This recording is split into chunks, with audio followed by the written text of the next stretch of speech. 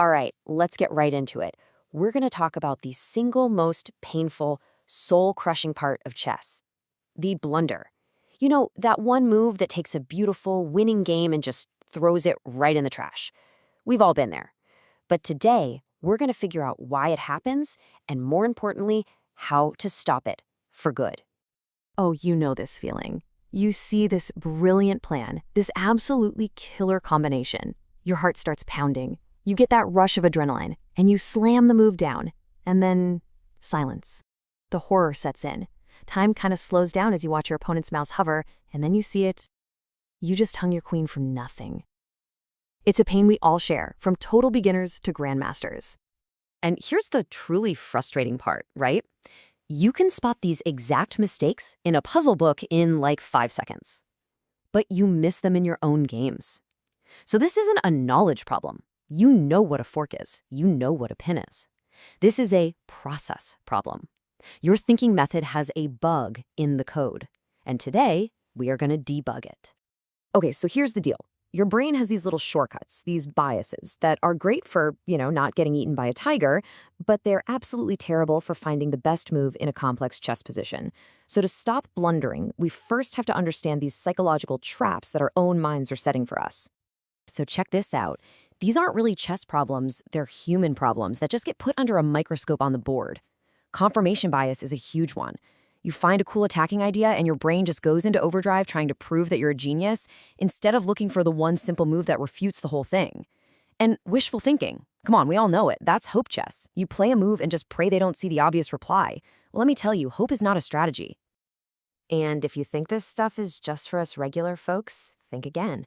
This is a story about the legend himself, world champion Jose Raul Capablanca, one of the greatest of all time. So, he's at this major tournament, and his wife shows up unexpectedly. The problem? He was, let's just say, distracted by someone else at the event. He was so flustered, so emotionally tilted, that he immediately played a monster blunder. And then, you're not going to believe this, he blundered again in the exact same game. If these psychological factors can take down a legend like Capablanca, you better believe they can get to us.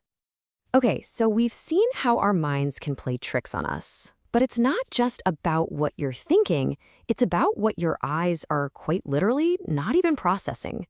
There's some really cool science here that explains exactly why those sniper bishops seem to materialize out of thin air.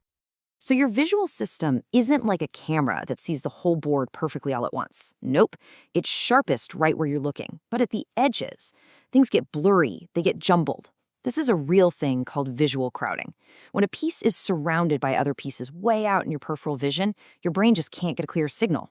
That's why that bishop on g7 hiding behind some pawns feels totally invisible, right until it snaps off your rook on b2. It was there the whole time, but your brain just couldn't see it clearly. And then there's this other crazy mental glitch. It's called a retained image error. You calculate some beautiful 5-move line. On move 2, a pawn takes another pawn. But in your mind's eye, as you're calculating move 5, you still see that pawn on its original square, defending a key piece. You're basically calculating on a ghost image of the board. Then you play the whole thing out and, oops, that square isn't defended anymore. It's a huge source of blunders. So you might think, okay, I'll just look everywhere all the time. But here's the wild part. Eye tracking studies show that expert players, they actually move their eyes less than we do. How is that possible? Well, they've stored thousands of patterns, chunks, in their memory. They can look at the center and instantly see a whole kingside attack set up as one single idea. We don't have that yet. So for us, the takeaway is clear. We have to compensate by physically, consciously scanning the entire board from a1 to h8 on every single move. Okay, so let's put it all together. We know blunders come from rushing, from our own brain's biases, and from these literal blind spots in our vision. The solution isn't to magically get a 200 IQ. The solution is to build a better process, a system, a repeatable checklist. And this right here is the key takeaway of this whole video. This is the secret sauce. I'm about to give you a simple, repeatable 3-step checklist that if you use it on every single move, I promise you will save you hundreds of rating points. This is your anti-blunder shield. The whole point of this checklist is to slow you down just enough to save you from yourself. That brilliant move you just found?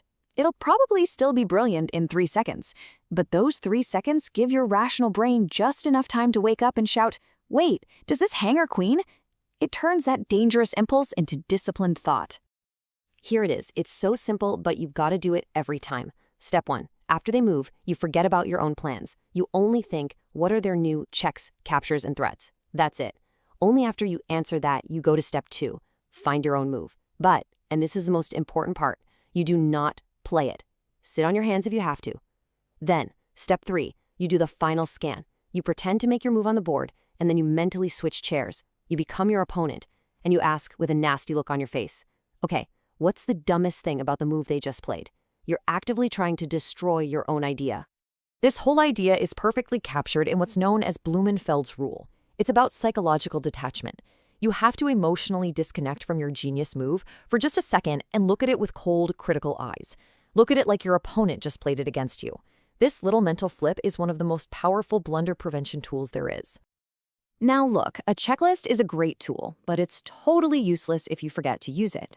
Someone on Reddit put it perfectly. It's easy to get into the game tunnel, where you're just reacting and you only remember your checklist after you've already dropped a piece. So here's how we make this an unbreakable habit. Every one of these tips is designed to break that dangerous autopilot mode. First, playing slower is non-negotiable. You can't build this habit in bullet chess. You need time. Physically sitting on your hands, it sounds silly, but it works. It creates a physical barrier to that impulsive mouse click. Actively scanning the corners fights that visual crowding we talked about. And when you analyze your games, don't just look at the engine. Ask yourself, why did I miss that? Was I falling for confirmation bias? Did I forget my final scan? That's how you really learn and improve. Hey, if you want to keep improving your process and cut out these painful mistakes, make sure you subscribe. We're all on this journey to get better together, and there's a lot more to cover. At the end of the day, preventing blunders isn't about finding some magic trick. It's about building a disciplined process, move by move and game by game. The checklist is the blueprint, but you're the one who has to build the house. Good luck.